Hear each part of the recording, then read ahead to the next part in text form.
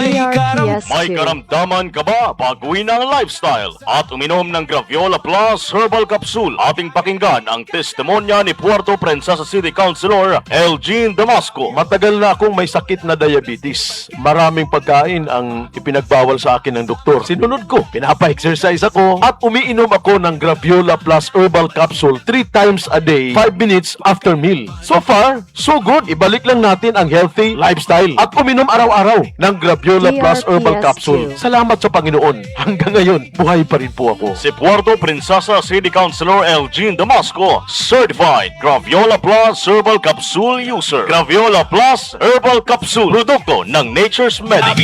Graviola Plus Herbal Capsule.